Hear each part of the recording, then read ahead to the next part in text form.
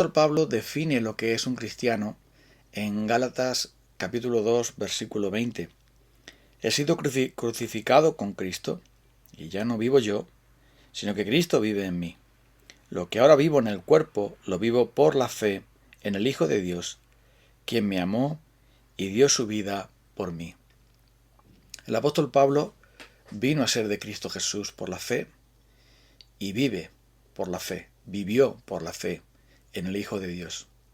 La fe, por lo tanto, es nuestro medio de vida, podemos decir.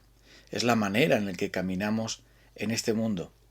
Y es la manera también en la que hemos abrazado, por medio de la cual hemos abrazado al Señor Jesucristo y recibido de Él la salvación.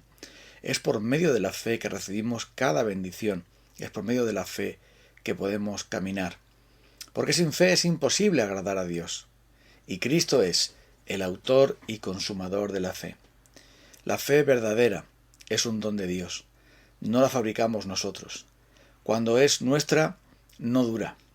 Cuando es nuestra, no funciona. Cuando es nuestra, fracasamos. Pero cuando viene de Dios, Dios la sustenta. Porque Jesucristo lo dijo muy claro al apóstol Pedro. Yo he pedido por ti, para que tu fe no falte. Hay varios tipos de fe. La palabra de Dios nos habla de muchas fes distintas que no son verdaderas porque finalmente se demuestra que no vinieron del cielo. Ahí tenemos la parábola del sembrador, mejor dicho, en el que parte de la semilla cayó entre piedras y brotó, pero no tenía raíz y se secó. Y parte de esa semilla también cayó entre espinos, pero finalmente los espinos la ahogaron y la dejaron sin fruto. ¿Qué pasó ahí? La semilla no es el problema es que no había una fe verdadera, el terreno no era adecuado. Los placeres del mundo, las diversiones de la tierra, los afanes de esta vida fueron más potentes que la fe de esa persona. Y las persecuciones, las dificultades, los problemas fueron más potentes que la fe de esa persona. Así algunos que presenciaron los milagros de Jesús, que experimentaron los milagros de Jesús, finalmente no le siguieron. Muchos oyeron su palabra, pero no creyeron de verdad en él. Dice el Evangelio de Juan que muchos creyeron en Jesús, pero Jesús no se fiaba de ellos porque conocía sus corazones. Esa fe superficial, esa fe mental, esa fe simplemente en el que alguien está de acuerdo, no es el abrazo por el cual recibimos a Jesucristo y por el cual Él nos recibe. No es esa confianza profunda, no es esa certeza, esa convicción de que solo en el Señor Jesucristo y nadie más, y en nadie más podemos tener salvación. Él es el camino, la verdad y la vida. Nadie viene al Padre sino por Él.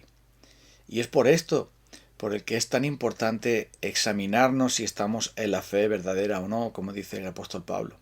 Y es importante que no solamente podamos creer como creyó aquel rey en los profetas, y Pablo lo confronta, ¿crees tú en los profetas? Yo sé que tú crees. Y aquel gobernante dijo, por poco me convences para que sea cristiano. Hay tantos que están de acuerdo con lo que la Biblia dice, siempre y cuando no les comprometa, siempre y cuando no les lleve a realmente arrepentirse de todo corazón y confiar únicamente en el Señor Jesucristo y no en su religión o filosofía o en su sabiduría, no en el dinero o en la opinión de los demás, sino solo en Jesucristo. Por eso la fe viene de Dios. Por eso la palabra de Dios nos dice que es un regalo. Jesús es el autor y consumador de nuestra fe. Y la palabra de Dios nos dice que no solamente la fe es, digamos, por el medio por el cual somos salvos, sino también por el cual vivimos. Dice, ya no vivo yo, sino que vive Cristo en mí. Y lo que ahora vivo en el cuerpo, lo vivo en la fe del Hijo de Dios. Por la fe caminamos, por la fe vivimos, por la fe nos sostenemos.